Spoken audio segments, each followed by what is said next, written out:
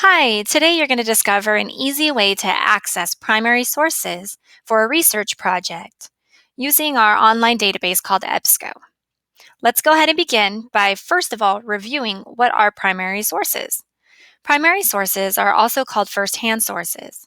They are sources recorded, written, or created by people who were actually there at the time of the event. Here are some examples: an autobiography, photos, diaries, letters, paintings, newspaper articles, maps, and government records. All right, let's go ahead and get started finding those resources. Once you're on the Beaumont High School page, you're going to go ahead and hit the library page on the left-hand side. Go ahead and hit Student Resources. Scroll down a little. Now on the right-hand side, you'll notice it says EBSCO at school and it says EBSCO at home. The reason for that is because when you are on campus and you're using our database, it will automatically log you in. However, if you're off campus or at home, you're going to need to know our username and our password. Our username is Beaumont HS, all lowercase, no spaces, and our password is Cougars, no capital letters.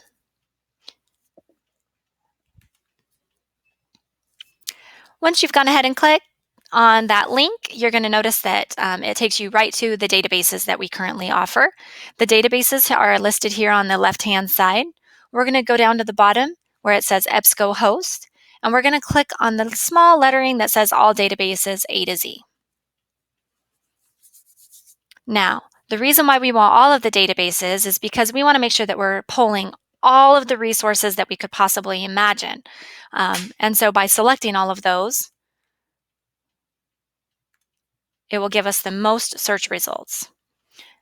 So once we're on here, we can go ahead and enter our keyword or our search terms. However, if we want to really be able to focus on just pulling out those primary sources and not so much those secondary sources, we're going to go ahead and click on Advanced Search.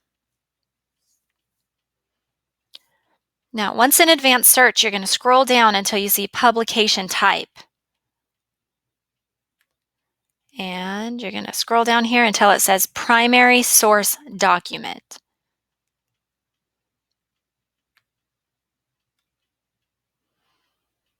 Once you've done that, you can go back up to the top. And today I'm going to go ahead and do the Great Depression. In America, let's go ahead and stick with that. Okay, now it's given me 2,904 results. So that's a lot of information to still go through. If you would like to break it down further, maybe you're looking for a newspaper article or maybe something out of a magazine or a book. Over on the left-hand side, you can go ahead and click on the source types and you can go ahead and select journals or books or magazines, whichever resources you want to go ahead and access, you can access. And then you just select update. I'm not going to select anything because I think this part right here is pretty awesome. Right here in the middle, there's actually video clippings. And so I'm going to click on one of those. Okay, while that pulls up, you'll notice right here that it says the publication or the published date. 12/30 of 1939. So again, this is a primary resources because this is information, or it's a video, and it also contains photos that were taken at the time of the event, and it was published during that time in 1939, which was the tail end of the Great Depression. So you can click on that. We'll play it for you.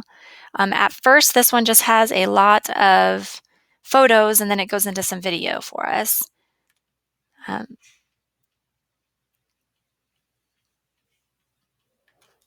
Okay, so I thought that was actually pretty cool to be able to find a resource that was had video in 1939. It's quite different from what we have today. Let's see. Let's also scroll down.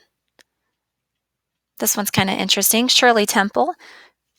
She was a little girl actress in the 1930s. This is an article on her. On the left-hand side, you'll notice it says a PDF full text. You'll notice that it doesn't really have any information on here except for the publication time, things like that. you're going to want to click on the PDF full text in order to access the actual article. And then you'll see on here that it gives you the full text. Okay, you'll notice on the right-hand side that you can also print. So if you're in the library or you're at home and you would like to print, you may also create a link on this side, and also citations. And so you may also add to a folder if you've created a folder. If you have not, you can actually do that by signing in and actually creating an account. It will let you save all of the research that you've done so that you don't have to go back and find them again and again and over again. So there's tons of resources on here. There's also other videos available. So if you have any questions, you may stop by the library at any time, and I'll be more than happy to help you access these primary sources or any other research needs that you need to go ahead and get. So, all right, well, that's it.